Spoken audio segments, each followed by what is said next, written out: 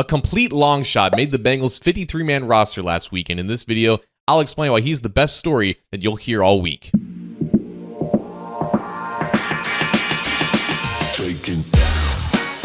Happy Week 1, Bengals fans. John Sheeran of A to Z Sports Cincinnati, and we're here. We're finally here for Week 1 against the Cleveland Browns. The Cincinnati Bengals officially play real football this coming Sunday. We're also about a week removed from when the Bengals put together their initial 53-man roster, which looks slightly different now with the signing of Dalton Risner and the release/waiving of Eric Gregory, who is now with the New England Patriots. And I don't really expect any more significant changes to the roster now. I know a lot of people have been talking about Justin Simmons. He's still out there. He's still putting out feelers about how he wants to play for the Bengals or just any other contender. But again, I don't really see that happening. All the Bengals have left to do is really fill out the remainder of their practice squad. They were saving that 16th spot for Gregory if he cleared waivers, but he didn't, so they're probably going to sign another low-level defensive tackle. But going back to the safety position for a second, I was kind of waiting to make a video like this because when PJ Jules made the initial 53-man roster, that was a big accomplishment for him, and I wasn't sure if they were going to be aggressive in terms of replacing him, if they were just stashing him on the team just so he can make the practice squad, but then replacing him with someone with maybe more experience.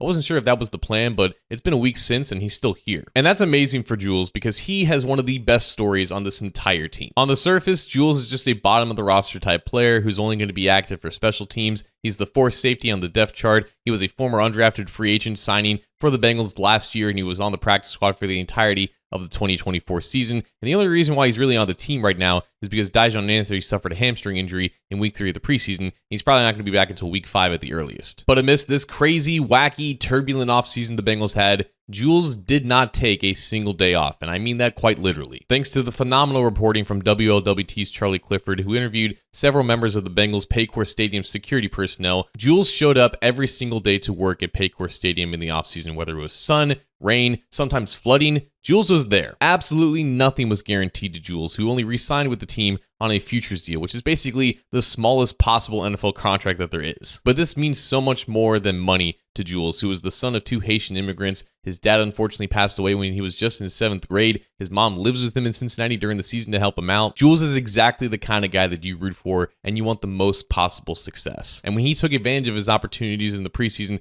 thanks to Anthony's injury, specifically in the final week against the Indianapolis Colts, it was right then and there when all of his hard work was finally paying off. And I think it says something when Jules not only makes the 53-man roster, but he survives the first week after some roster turnover here and there, even when the team could have signed a potential upgrade for his specific role. Just in general, the safety position is going to be so interesting for the Bengals this year because you have both Geno Stone and Jordan Battle being your starters again like they were for the final 5 or 6 weeks of the season last year together, once Battle finally got on the field over Von Bell. But no one really knows how that pairing is going to fare over the entirety of a full 17-game slate. And behind them, you have a special teams savant in Tyson Anderson, and then there's Jules, who's never played in an actual regular season game. If all goes well, you'll see Stone and Battle on the field for 17 games, and you'll see Anderson and Jules contribute on special teams. But a full-time special teams role for a former college free agent out of Southern Illinois, who probably wasn't even supposed to make it this far, that's amazing in and of itself. So congrats to PJ Jules for not only making the initial 53-man roster, but for staying on the team a week later and being here for Week 1.